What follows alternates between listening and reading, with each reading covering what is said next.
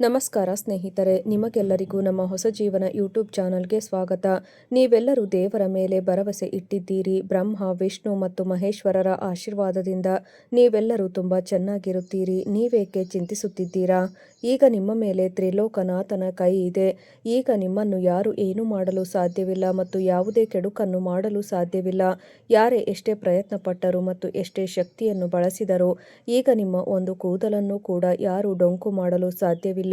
ನೀವು ಕೋಟ್ಯಾಧಿಪತಿಯಾಗಲಿದ್ದೀರಿ. ಹೌದು ನನ್ನ ಪ್ರೀತಿಯ ಸ್ನೇಹಿತರೆ, ಕುಬೇರ ಮಹಾರಾಜ ಮತ್ತು ಲಕ್ಷ್ಮೀ ದೇವಿಯ ಅಪಾರ ಕೃಪೆಯಿಂದ ಕೋಟ್ಯಾಧಿಪತಿಯಾಗುವ ಸಮಯ ಬಂದಿದೆ. ಇವೆರಡು ದೊಡ್ಡ ಶುಭಯೋಗಗಳು ನಿಮ್ಮ ಜಾತಕದಲ್ಲಿ ಸಂಚಲನವನ್ನು ಉಂಟು ಮಾಡಲಿವೆ. ಹೌದು ಸ್ನೇಹಿತರೆ, ಸಮಯವಿರುವಾಗಲೇ ವಿಡಿಯೋ ನೋಡಿಬಿಡಿ, ಆಮೇಲೆ ತುಂಬ ಪಶ್ಚಾತ್ತಾಪ ಪಡುತ್ತೀರಿ. ಸ್ನೇಹಿತರೆ, ನೀವು ಚಿಂತೆ ಮಾಡುವ ಅವಶ್ಯಕತೆ ಬೀಳುವುದಿಲ್ಲ. ನಿಮ್ಮ ಮೇಲೆ ಯಾರ ಕೈ ಇದೆ ಎಂಬುದು ನಿಮಗೆ ಗೊತ್ತೇ ಇದೆ. ಇದು ಯಾವುದೇ ಸಾಮಾನ್ಯ ಕೈಯಿಲ್ಲ, ಬದಲಿಗೆ ಇದು ತ್ರಿಲೋಕನಾಥನ ಕೈಯಾಗಿದೆ. ಹೌದು ಸ್ನೇಹಿತರೆ, ಬ್ರಹ್ಮ, ವಿಷ್ಣು ಮತ್ತು ಮಹೇಶ್ವರರ ಕೈಯಾಗಿದೆ. ತ್ರಿಲೋಕನಾಥ ಎಂದರೆ ಮೂರು ಲೋಕಗಳ ಒಡೆಯನಾಗಿರುವ ಆ ಶಕ್ತಿ. ಸ್ವರ್ಗ, ಭೂಮಿ ಮತ್ತು ಪಾತಾಳ ಯಾರ ಮೇಲೆ ಅವರ ಕೈ ಇರುತ್ತದೆಯೋ ಆ ಮನುಷ್ಯನು ಜಗತ್ತಿನ ಯಾವುದೇ ಶಕ್ತಿಯು ಅಳ್ಳಾಡಿಸಲು ಸಾಧ್ಯವಿಲ್ಲ ಮತ್ತು ಯಾರು ಅವನನ್ನು ಹಿಂಬಾಲಿಸಲು ಸಾಧ್ಯವಿಲ್ಲ. ನೀವು ನಿಮ್ಮ ಕಷ್ಟಗಳು ತುಂಬ ದೊಡ್ಡದಾಗಿವೆ ಎಂದು ಯೋಚಿಸುತ್ತಿದ್ದೀರಾ, ಆದರೆ ನಿಮ್ಮ ಕಷ್ಟಗಳು ಎಷ್ಟು ಚಿಕ್ಕವಿದೆ ಎಂದರೆ ಸಮುದ್ರದಲ್ಲಿ ಒಂದು ಹನಿಯಷ್ಟು. ಆದರೆ ಮನುಷ್ಯನು ದುಃಖದಲ್ಲಿದ್ದಾಗ ಅವನಿಗೆ ಅದೇ ಹನಿಯು ಸಾಗರದಂತೆ ಭಾಸವಾಗುತ್ತದೆ. ಹೌದು ಸ್ನೇಹಿತರೆ, ಅದಕ್ಕಾಗಿ ಇಂದು ನಾನು ನಿಮಗೆ ಹೇಳಲು ಬಂದಿದ್ದೇನೆ ಏನೆಂದರೆ, ನಿಮ್ಮ ಜೀವನದಲ್ಲಿ ಏನು ನಡೆಯಲಿದೆ ಎಂಬುದು ನಾನು ಸುಮ್ಮನೆ ಗಾಳಿಯಲ್ಲಿ ಹೇಳುತ್ತಿಲ್ಲ, ಇದು ಮೇಲಿಂದ ಬಂದಿರುವ ಸಂಕೇತವಾಗಿದೆ. ತ್ರಿಲೋಕನಾಥನ ಕೈ ನಿಮ್ಮ ಮೇಲೆ ಇದೆ ಎಂದು ನಾನು ಹೇಳುವ ಅದರ ಅರ್ಥವೇನೆಂದರೆ, ಇದು ಕೇವಲ ಯಾವುದೇ ಕಲ್ಪನೆಯಲ್ಲ, ಇದು ಸತ್ಯ ಸಂಗತಿಯಾಗಿದೆ. ಬ್ರಹ್ಮಾಂಡವನ್ನು ಸೃಷ್ಟಿಸಿದ ವಿಷ್ಣುವಿನ ಪಾತಾಳದ ಶಕ್ತಿ ಮತ್ತು ಭಗವಾನ್ ಮಹೇಶ್ವರನ ಸಂಹಾರದ ಶಕ್ತಿಯನ್ನು ನಿಭಾಯಿಸುವ ಆ ಶಕ್ತಿ ನಿನ್ನೊಂದಿಗಿದೆ. ಸ್ನೇಹಿತರೆ, ನಿಮ್ಮ ಮೇಲೆ ಒಂದು ಅದೃಶ್ಯ ಕವಚವಿದೆ. ನಿಮ್ಮ ವಿರುದ್ಧ ಸಂಚು ರೂಪಿಸಿ ನಿಮ್ಮನ್ನು ಕೆಳಗೆ ಉರುಳಿಸಲು ಪ್ರಯತ್ನಿಸುವವರ ಮತ್ತು ನಿಮ್ಮ ದಾರಿಯನ್ನು ತಡೆಯುವವರ ಎಲ್ಲ ಪ್ರಯತ್ನಗಳು ವಿಫಲವಾಗುತ್ತವೆ. ನೀವು ಅವರ ತಂತ್ರದಿಂದ ತುಂಬ ಮುಂದೆ ಸಾಗಲಿದ್ದೀರಿ ಮತ್ತು ಯಾರು ನಿಮ್ಮನ್ನು ಹಿಂಬಾಲಿಸುತ್ತಿದ್ದರೂ ಈಗ ಆ ಜನರು ಎಲ್ಲವನ್ನೂ ಬಿಟ್ಟು ಹೊರಟು ಹೋಗುತ್ತಾರೆ. ಈಗ ನಿಮ್ಮನ್ನು ಯಾರೂ ತಡೆಯಲು ಸಾಧ್ಯವಿಲ್ಲ. ನಾನು ಈ ಮಾತನ್ನು ಸುಮ್ಮನೆ ಹೇಳುತ್ತಿಲ್ಲ. ನಿಮ್ಮ ಜೀವನದಲ್ಲಿ ಈಗ ರೂಪುಗೊಳ್ಳುತ್ತಿರುವ ಗ್ರಹ ಮತ್ತು ನಕ್ಷತ್ರಗಳು ತುಂಬ ವಿಶಿಷ್ಟವಾಗಿವೆ. ಇಂತಹ ಯೋಗಗಳು ಪದೇ ಪದೇ ಬರುವುದಿಲ್ಲ. ಇಂದಿನವರೆಗೂ ನೀವು ನಿಮ್ಮ ಜೀವನದಲ್ಲಿ ತುಂಬ ಅನುಭವಿಸಿದ್ದೀರಿ. ಹಲವು ಬಾರಿ ನಿಮ್ಮವರಿಂದಲೇ ಗಾಯಗೊಂಡಿದ್ದೀರಿ. ಹಲವು ಬಾರಿ ಕಷ್ಟಪಟ್ಟು ಕೆಲಸ ಮಾಡಿದರೂ ಯಶಸ್ಸು ಸಿಗುತ್ತಿಲ್ಲ. ಆದರೆ ಈಗ ಆ ಸಮಯ ಮುಗಿದಿದೆ ಎಂದರ್ಥ. ಈಗ ನೀವು ಬಯಸಿದರೂ ಯಾರೂ ನಿಮ್ಮನ್ನು ಏನೂ ಮಾಡಲು ಸಾಧ್ಯವಿಲ್ಲ. ನೀವು ಹೀಗೆ ಯೋಚಿಸುತ್ತಿರಬಹುದು, ನನ್ನ ಹತ್ತಿರ ಹಣ ಕಡಿಮೆ ಇದೆ ಅಥವಾ ನನಗೆ ಸಹಾಯ ಮಾಡುವವರು ಯಾರೂ ಇಲ್ಲ ಎಂದು. ನೀವು ನಿಮ್ಮನ್ನು ಎಂದಿಗೂ ಒಂಟಿ ಎಂದು ಭಾವಿಸಬೇಡಿ, ಏಕೆಂದರೆ ನಿಮ್ಮೊಂದಿಗೆ ದೇವರಿದ್ದಾನೆ. ತ್ರಿಲೋಕನಾಥನ ಕೈ ನಿಮ್ಮ ಮೇಲಿದೆ. ಆ ಮೇಲಿನವನು ಜೊತೆಗಿದ್ದಾಗ ದಾರಿಗಳು ತಾವಾಗೇ ರೂಪುಗೊಳ್ಳುತ್ತಾ ಹೋಗುತ್ತವೆ. ನಿಮಗೆ ಎಲ್ಲಿಯವರೆಗೂ ದಾರಿ ಕಾಣಿಸುತ್ತದೆಯೋ ಅಲ್ಲಿಯವರೆಗೂ ಮುಂದೆ ಸಾಗಿ. ದಾರಿಯನ್ನು ನಿಮಗೆ ಸ್ವಂತ ದೇವರೇ ತೋರಿಸಲಿದ್ದಾರೆ. ಹೌದು ಸ್ನೇಹಿತರೆ, ಯಾರು ನಿಮ್ಮನ್ನು ಕೀಳಾಗಿ ಕಾಣುತ್ತಿದ್ದರೋ ಈಗ ಅವರೇ ನಿಮ್ಮ ಮುಂದೆ ತಲೆಬಾಗುತ್ತಾರೆ. ಈಗ ನೀವು ಅಸಲಿ ವಿಷಯವನ್ನು ಕೇಳಿ. ನೀವು ತುಂಬ ಶೀಘ್ರದಲ್ಲೇ ಕೋಟ್ಯಾಧಿಪತಿಯಾಗಲಿದ್ದೀರಿ, ಅದು ಕೂಡ ಅತಿ ಶೀಘ್ರದಲ್ಲಿ. ನಿಮ್ಮ ಜೀವನದಲ್ಲಿ ಹಣದ ಮಳೆ ಸುರಿಯಲಿದೆ. ಇದು ಕೇವಲ ಕನಸಲ್ಲ, ಬದಲಿಗೆ ಇದು ನಿಶ್ಚಿತ ಸತ್ಯ.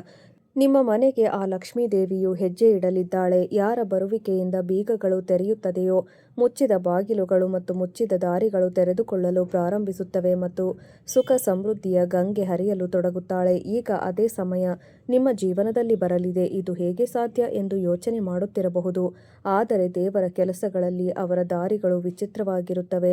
ಕೆಲವೊಮ್ಮೆ ಇದ್ದಕ್ಕಿದ್ದಂತೆ ಯಾವುದೇ ಒಂದು ಹಳೆಯ ಸಾಲವು ಮರಳಿ ಬರುತ್ತದೆ. ಕೆಲವೊಮ್ಮೆ ಎಲ್ಲೋ ಸಿಲುಕಿಕೊಂಡಿದ್ದ ಒಪ್ಪಂದವು ಅಂತಿಮಗೊಳ್ಳುತ್ತದೆ. ಕೆಲವೊಮ್ಮೆ ಇದ್ದಕ್ಕಿದ್ದಂತೆ ನಿಮಗೆ ಒಂದು ಅವಕಾಶ ಸಿಗಬಹುದು, ಅದರ ಬಗ್ಗೆ ನೀವು ಎಂದೂ ಯೋಚನೆಯನ್ನು ಮಾಡಿರುವುದಿಲ್ಲ. ಈಗ ಆ ಎರಡು ದೊಡ್ಡ ಶುಭಯೋಗಗಳ ವಿಷಯಕ್ಕೆ ಬರೋಣ. ನೀವು ನಿಮ್ಮ ಜೀವನದಲ್ಲಿ ದೊಡ್ಡ ಬದಲಾವಣೆಯನ್ನು ತರಲಿದೆ. ಮೊದಲನೆಯ ಯೋಗವೆಂದರೆ ಇದ್ದಕ್ಕಿದ್ದಂತೆ ಧನ ಪ್ರಾಪ್ತಿ. ಹೌದು ಸ್ನೇಹಿತರೆ, ಈಗ ಇದ್ದಕ್ಕಿದ್ದಂತೆ ನಿಮ್ಮ ಜೀವನದಲ್ಲಿ ಧನ ಬರಲಿದೆ. ಅದನ್ನು ನೀವು ಎಂದಿಗೂ ಯೋಚನೆ ಸಹ ಮಾಡಿರುವುದಿಲ್ಲ. ಇದು ಲಾಟರಿ ಕೂಡ ಆಗಿರಬಹುದು, ನಿಮ್ಮ ಹಳೆಯ ಭೂಮಿ ಪ್ರಕರಣವು ಯಾವುದೇ ಆಗಿರಲಿ, ಇದು ಯಾವುದೇ ವ್ಯಾಪಾರದ ಒಪ್ಪಂದವಾಗಿರಬಹುದು. ಇದು ನಿಮ್ಮನ್ನು ರಾತ್ರೋರಾತ್ರಿ ಶ್ರೀಮಂತರನ್ನಾಗಿ ಮಾಡುತ್ತದೆ. ಎರಡನೆಯ ಯೋಗವೆಂದರೆ ಉನ್ನತ ಮಟ್ಟದ ಜನರೊಂದಿಗೆ ಒಡನಾಟ. ನಿಮ್ಮ ಸಂಪರ್ಕವು ಅಂತರ್ಜನರೊಂದಿಗೆ ಇರಲಿದೆ. ಅವರ ಬಳಿ ಅಧಿಕಾರ ವ್ಯವಹಾರ, ಹಣ ಮತ್ತು ಗುರುತು ಮೂರೂ ಇರುತ್ತದೆ. ಅವರ ಸಹವಾಸದಿಂದ ನಿಮ್ಮ ಹೆಸರು ಮತ್ತು ಕೆಲಸ ಎರಡೂ ಉನ್ನತ ಮಟ್ಟಕ್ಕೆ ತಲುಪುತ್ತವೆ. ನಿಮ್ಮ ಗೌರವವು ಈಗ ಹೆಚ್ಚಾಗಲಿದೆ. ಜನರು ನಿಮ್ಮನ್ನು ಗುರುತಿಸಲು ಪ್ರಾರಂಭಿಸುತ್ತಾರೆ ಮತ್ತು ನಿಮ್ಮ ಗುರುತು ಒಬ್ಬ ಯಶಸ್ಸಿನ ಮತ್ತು ಶ್ರೀಮಂತ ವ್ಯಕ್ತಿಯ ರೂಪದಲ್ಲಿ ಇರುತ್ತದೆ. ಆದರೆ ಸ್ನೇಹಿತರನ್ನು ನೀವು ಸಮಯವಿರುವಾಗಲೇ ಜಾಗೃತವಾದಾಗ ಮಾತ್ರ ಸಾಧ್ಯವಾಗುತ್ತದೆ. ಈ ಯೋಗವು ಪ್ರತಿಯೊಬ್ಬರಿಗೂ ಸಿಗುವುದಿಲ್ಲ. ಒಂದು ವೇಳೆ ಸಿಕ್ಕಿದ್ದರೂ ಇಂದು ಆ ಮೇಲಿನವನು ನೀಡಿದ ಕೊಡುಗೆಯಾಗಿದೆ. ನೋಡಿ ಸ್ನೇಹಿತರೆ, ಮನುಷ್ಯನು ಅದನ್ನು ಕಳೆದುಕೊಳ್ಳುತ್ತಾನೆ. ಅದಕ್ಕಾಗಿಯೇ ಇಂದಿನಿಂದ ನಿಮ್ಮ ಆಲೋಚನೆಯನ್ನು ಬದಲಾಯಿಸಿಕೊಳ್ಳಿ. ಸೋಮಾರಿತನವನ್ನು ಬಿಟ್ಟುಬಿಡಿ ಮತ್ತು ಯಾವ ಅವಕಾಶವೇ ಸಿಕ್ಕರೂ ಅದನ್ನು ಗಟ್ಟಿಯಾಗಿ ಹಿಡಿದುಕೊಳ್ಳಿ. ಇಲ್ಲದಿದ್ದರೆ ಆಮೇಲೆ ಪಶ್ಚಾತ್ತಾಪ ಪಡಬೇಕಾಗುತ್ತದೆ. ಅಯ್ಯೋ, ನಾನು ಆಗಲೇ ಗಮನ ಕೊಟ್ಟಿದ್ದರೆ ಇಂದು ಈ ಪರಿಸ್ಥಿತಿ ಹೀಗಿರುತ್ತಿರಲಿಲ್ಲ ಎಂದು ಹೇಳುವ ಪ್ರಸಂಗ ಆಮೇಲೆ ಬರುವುದಿಲ್ಲ. ಇಂದು ನಿಮಗೆ ಅಂತಹ ಒಂದು ಸತ್ಯವನ್ನು ಹೇಳಲು ಹೊರಟಿದ್ದೇನೆ. ಅದು ನಿಮ್ಮ ಜೀವನದ ಅತ್ಯಂತ ದೊಡ್ಡ ರಹಸ್ಯವಾಗಲಿದೆ. ನನ್ನೊಂದಿಗೆ ಯಾವಾಗಲೂ ಕೆಡುಕು ಏಕೆ ನಡೆಯುತ್ತದೆ? ಜನರು ನನ್ನನ್ನು ಏಕೆ ಕೀಳಾಗಿ ಕಾಣುತ್ತಾರೆ ಎಂದು ನೀವು ಯೋಚಿಸುತ್ತಿರಲಿಲ್ಲವೇ? ನನ್ನ ಕನಸುಗಳು ಅರ್ಧ ದಾರಿಯಲ್ಲಿ ಏಕೆ ಮುರಿದು ಬೀಳುತ್ತವೆ ಎಂದು? ಹಾಗಾದರೆ ಕೇಳಿ, ಇದೆಲ್ಲವೂ ನಿಮ್ಮ ಹಣೆಬರಹದ ಅಂತ್ಯವಲ್ಲ, ಬದಲಿಗೆ ನಿಮ್ಮ ಕಥೆಯ ಈ ಭಾಗವಾಗಿದೆ. ಅದು ಮುಗಿಯುತ್ತಿದ್ದಂತೆ ಒಂದು ಹೊಸ ಮತ್ತು ಉಜ್ವಲವಾದ ಅಧ್ಯಾಯವು ಪ್ರಾರಂಭವಾಗಲಿದೆ. ನೋಡಿ, ಇದು ಯಾವುದೇ ಸಾಮಾನ್ಯ ವಿಷಯವಲ್ಲ. ತ್ರಿಲೋಕನಾಥನ ಕೈ ನಿಮ್ಮ ಮೇಲಿದೆ. ತ್ರಿಲೋಕನಾಥ ಎಂದರೆ ಮೂರು ಲೋಕಗಳ, ಸ್ವರ್ಗ, ಭೂಮಿ ಮತ್ತು ಪಾತಾಳದ ಒಡೆಯನಾಗಿದ್ದಾನೆ. ಯಾರ ಮೇಲೆ ತ್ರಿಲೋಕನಾಥನ ಕೈ ಇರುತ್ತದೆಯೋ ಅವನಿಗೆ ಎಲ್ಲ ಬಾಗಿಲುಗಳು ತೆರೆದುಕೊಳ್ಳಲು ಪ್ರಾರಂಭಿಸುತ್ತವೆ. ಹೌದು ಸ್ನೇಹಿತರೆ, ಇಂತಹ ವ್ಯಕ್ತಿ ಕೇವಲ ಹಣೆಬರಹವನ್ನು ಮಾತ್ರ ಬದಲಾಯಿಸುವುದಿಲ್ಲ, ಬದಲಿಗೆ ತನ್ನ ಇಡೀ ಕುಟುಂಬ, ಸಂಬಂಧಿಕರು ಮತ್ತು ಸಮಾಜದಲ್ಲಿ ಗೌರವ ಹಾಗೂ ಮರ್ಯಾದೆಯನ್ನು ಹೆಚ್ಚಿಸುತ್ತಾನೆ. ನೀವು ಅರ್ಥ ಮಾಡಿಕೊಳ್ಳಿ, ಈ ಕೈ ಕೇವಲ ಆಶೀರ್ವಾದ ಮಾತ್ರವಲ್ಲ, ಬದಲಿಗೆ ಒಂದು ಸುರಕ್ಷಾ ಕವಚವೂ ಆಗಿದೆ. ತಾಯಿಯು ತನ್ನ ಮಕ್ಕಳನ್ನು ತನ್ನ ಮಡಿಲಿಗೆ ತೆಗೆದುಕೊಂಡು ಪ್ರತಿಯೊಂದು ಕೆಟ್ಟ ದೃಷ್ಟಿಯಿಂದ ಹೇಗೆ ರಕ್ಷಿಸುತ್ತಾಳೋ ಹಾಗೆ ತ್ರಿಲೋಕನಾಥನು ನಿಮ್ಮನ್ನು ಪ್ರತಿಯೊಂದು ಸಂಕಷ್ಟದಿಂದ ರಕ್ಷಿಸುತ್ತಾನೆ. ನೀವು ಎಷ್ಟೋ ತೊಂದರೆ ಮತ್ತು ದುಃಖಗಳನ್ನು ಹಾಗೂ ಕಷ್ಟಗಳನ್ನು ಅನುಭವಿಸಿದ್ದೀರಿ ಎಂಬುದು ನಮಗೆ ಗೊತ್ತು. ನೀವು ಯಾರನ್ನು ನಂಬಿದ್ದೀರೋ ಆ ಸ್ವಂತ ಜನರು ನಿಮಗೆ ದ್ರೋಹ ಮಾಡಿದ್ದಾರೆ. ನಿಮ್ಮ ಕನಸುಗಳನ್ನು ಕೇಳಿ ಜನರು ನಗುತ್ತಾರೆ, ನಿಮ್ಮ ಧೈರ್ಯವನ್ನು ಮುರಿಯಲು ಪ್ರಯತ್ನಿಸುತ್ತಾರೆ.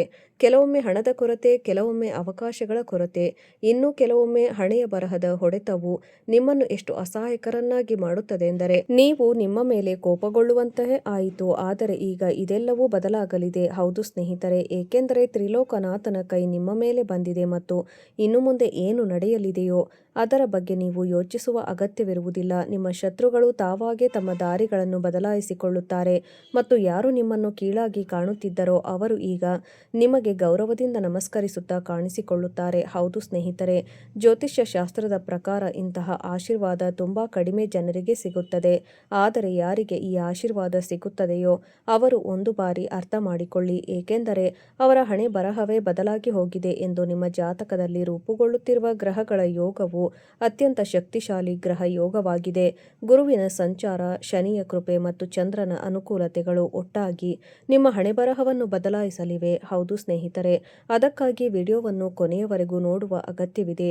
ಎಲ್ಲವೂ ಬದಲಾಗುವ ಸಮಯ ಬಂದಿದೆ. ಜ್ಯೋತಿಷ್ಯದ ನಂಬಿಕೆಗಳ ಪ್ರಕಾರ ಇದು ಗ್ರಹಗಳ ಸ್ಥಿತಿಯು ನಿಮ್ಮ ಕಠಿಣ ಪರಿಶ್ರಮ ಮತ್ತು ಶ್ರದ್ಧೆಯ ಫಲ ನೀಡುತ್ತಿರುವುದನ್ನು ತೋರಿಸುತ್ತಿದೆ. ನೀವು ಯಾವ ಕೆಲಸಕ್ಕಾಗಿ ದೀರ್ಘಕಾಲದಿಂದ ನಿರಂತರವಾಗಿ ಪ್ರಯತ್ನಿಸುತ್ತಿದ್ದೀರೋ ಅದರಲ್ಲಿ ಸಕಾರಾತ್ಮಕ ಫಲಿತಾಂಶಗಳು ಕಂಡುಬರುತ್ತಿವೆ. ಹಲವು ಬಾರಿ ಜೀವನದಲ್ಲಿ ಅಂತಹ ಸಮಯ ಬರುತ್ತದೆ ಯಾವಾಗ ಮನುಷ್ಯನು ಸಂಪೂರ್ಣ ಪ್ರಾಮಾಣಿಕತೆಯಿಂದ ಕಷ್ಟಪಡುತ್ತಾನೋ ಅಂಥವರಿಗೆ ಮಾತ್ರ ಯಶಸ್ಸು ಸಿಗುತ್ತದೆ. ಆದರೆ ಯಶಸ್ಸು ಸಿಗುವಲ್ಲಿ ತಡವಾಗಬಹುದು. ಅಂತಹ ಸಮಯದಲ್ಲಿ ತಾಳ್ಮೆ ಅತಿ ದೊಡ್ಡ ಶಕ್ತಿಯಾಗಿ ಪರಿಣಮಿಸುತ್ತದೆ. ಇಂದಿನ ದಿನವು ನಿಮ್ಮ ಶ್ರಮ ವ್ಯರ್ಥವಾಗಿಲ್ಲ ಎಂಬ ಸಂದೇಶವನ್ನು ನೀಡುತ್ತಿದೆ. ನಿಮಗೆ ಅದರ ಫಲ ಕೆಲವು ದುಪ್ಪಟ್ಟಾಗಿ ಸಿಗಲಿದೆ. ಸ್ವಲ್ಪ ತಾಳ್ಮೆಯಿಂದ ಇರಬೇಕಾದ ಅಗತ್ಯವಿದೆ. ಕಳೆದ ಕೆಲವು ದಿನಗಳಿಂದ ಯಾವುದೇ ಕೆಲಸ ಅಪೂರ್ಣವಾಗಿದ್ದರೆ ಇಂದಿನ ದಿನ ಅದನ್ನು ಪೂರೈಸಲು ಒಂದು ಉತ್ತಮ ಅವಕಾಶ ಸಿಗಬಹುದು. ತಮ್ಮ ವೃತ್ತಿ ಜೀವನದ ಬಗ್ಗೆ ಚಿಂತಿತರಾದವರಿಗೆ ಈಗ ನೆಮ್ಮದಿ ಸಿಗುವ ಸಾಧ್ಯತೆಗಳು ಕಾಣುತ್ತಿವೆ. ನಿಮ್ಮಲ್ಲಿ ಆತ್ಮವಿಶ್ವಾಸ ಹೆಚ್ಚಾಗಲಿದೆ ಮತ್ತು ನಿರ್ಧಾರ ತೆಗೆದುಕೊಳ್ಳುವ ಸಾಮರ್ಥ್ಯವು ಮೊದಲಿಗಿಂತ ಹೆಚ್ಚು ಪ್ರಬಲಗೊಳ್ಳಲಿದೆ. ಆದಾಗ್ಯೂ ಯಶಸ್ಸು ಸಿಕ್ಕಿದ ನಂತರ ವಿನಮ್ರವಾಗಿ ಇರುವುದು ನಿಮಗೆ ಲಾಭದಾಯಕವಾಗಿರುತ್ತದೆ, ಏಕೆಂದರೆ ಇದೇ ಗುಣವು ನಿಮ್ಮನ್ನು ಮುಂದಕ್ಕೆ ಮತ್ತು ಉನ್ನತ ಮಟ್ಟಕ್ಕೆ ಕೊಂಡೊಯ್ಯುತ್ತದೆ. ಇನ್ನು ಕೆಲಸದ ವಿಷಯಕ್ಕೆ ಬಂದರೆ ಇಂದು ನೀವು ತುಂಬಾ ಕಾರ್ಯನಿರತರಾಗಿರಬಹುದು.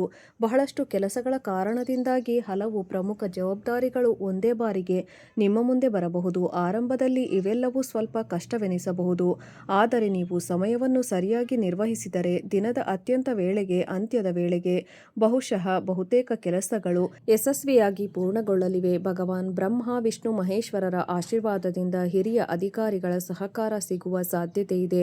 ಹೊಸ ಕ್ಷೇತ್ರದಲ್ಲಿ ಕೆಲಸ ಮಾಡುತ್ತಿರುವವರಿಗೆ ಹೊಸ ಜವಾಬ್ದಾರಿಗಳು ಭವಿಷ್ಯದಲ್ಲಿ ಬಡ್ತಿಯ ಹಾದಿಯನ್ನು ತೆರೆಯಬಹುದು ಮತ್ತು ಸರ್ಕಾರಿ ಕೆಲಸದ ತಯಾರಿ ನಡೆಸುತ್ತಿರುವವರಿಗೆ ಇಂದಿನ ದಿನ ವಿಶೇಷವಾಗಿ ಶ್ರಮ ಮತ್ತು ಏಕಾಗ್ರತೆಯದ್ದಾಗಿದೆ. ನಿಮ್ಮ ಮನಸ್ಸು ಓದಿನಿಂದ ಪದೇ ಪದೇ ಬೇರೆಡೆಗೆ ಹರಿಯುತ್ತಿದ್ದರೆ ಇಂದಿನ ದಿನ ನಿಮ್ಮನ್ನು ಶಿಸ್ತಿನಲ್ಲಿ ಇಟ್ಟುಕೊಳ್ಳಲು ಪ್ರಯತ್ನಿಸಿ. ಅಜಾಗರೂಕತೆಯು ನಿಮ್ಮ ಕಾರ್ಯತಂತ್ರವನ್ನು ಸ್ವಲ್ಪ ದೂರ ಮಾಡಬಹುದು. ನಿರಂತರ ಅಭ್ಯಾಸದಿಂದ ಪರಿಶ್ರಮದ ಫಲ ಖಂಡಿತ ಸಿಗುತ್ತದೆ. ಇಂದು ಮಾಡಿದ ಶ್ರಮವು ಮುಂದಿನ ದಿನಗಳಲ್ಲಿ ಉತ್ತಮ ಫಲಿತಾಂಶ ನೀಡಬಹುದು. ವ್ಯಾಪಾರದಲ್ಲಿ ತೊಡಗಿದ್ದವರು ಇಂದಿನ ದಿನ ಮಿಶ್ರ ಪ್ರತಿಫಲ ನೀಡಲಿದೆ. ಕೌಟುಂಬಿಕ ವ್ಯವಹಾರದಲ್ಲಿ ಸ್ವಲ್ಪ ಆರ್ಥಿಕ ನಷ್ಟವಾಗುವ ಸಾಧ್ಯತೆ ಇದೆ, ಆದರೆ ಇದನ್ನು ನೋಡಿ ಗಾಬರಿಯಾಗುವ ಅಗತ್ಯವಿಲ್ಲ. ಹೌದು ಸ್ನೇಹಿತರೆ, ಕೆಲವೊಮ್ಮೆ ಸಣ್ಣ ನಷ್ಟಗಳು ಭವಿಷ್ಯದಲ್ಲಿ ದೊಡ್ಡ ಲಾಭದ ಹಾದಿಯನ್ನು ಸಿದ್ಧಪಡಿಸುತ್ತವೆ. ನೀವು ತಾಳ್ಮೆಯಿಂದ ಯೋಜನಾಬದ್ಧವಾಗಿ ಮುಂದುವರೆದರೆ ಪರಿಸ್ಥಿತಿಯು ನಿಧಾನವಾಗಿ ನಿಮ್ಮ ಪರವಾಗಿ ಬದಲಾಗುತ್ತಾ ಹೋಗುತ್ತದೆ.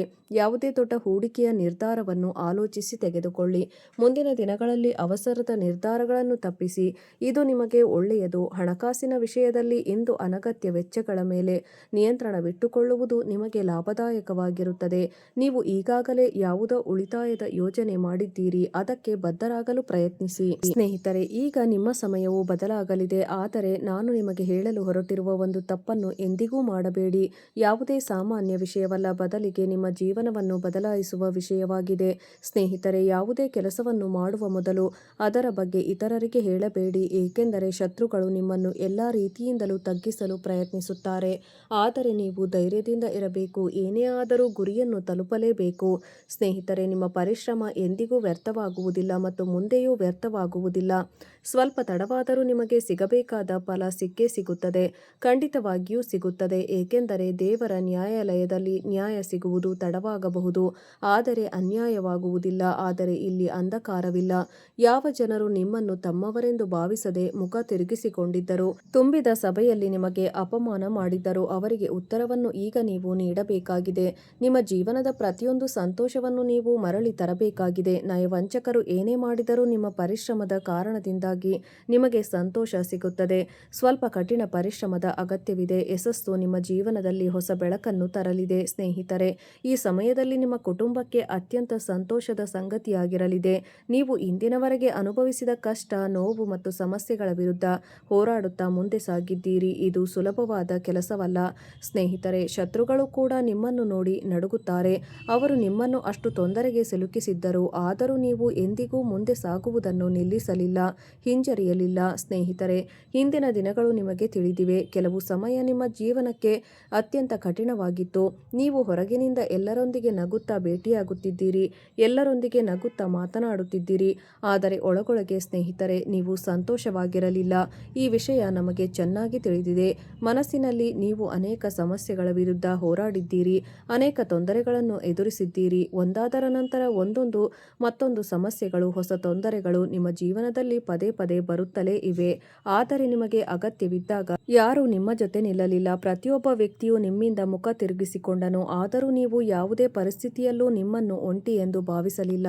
ನೀವು ಸ್ನೇಹಿತರು, ನಿಮಗೆ ತಿಳಿಯದೆ ಯಾವಾಗ ನೀವು ರಾತ್ರಿ ಮಲಗಿದ್ದೀರೋ ಆಗ ನಿಮ್ಮ ಮನಸ್ಸಿನಲ್ಲಿ ಹಲವು ರೀತಿಯ ಚಿಂತೆಗಳು ಓಡಾಡುತ್ತಿರುತ್ತವೆ. ಮುಂದಿನ ದಿನಗಳು ನನ್ನ ಪಾಲಿಗೆ ಹೇಗಿರಲಿವೆ ಎಂಬ ಆತಂಕವಿರುತ್ತದೆ.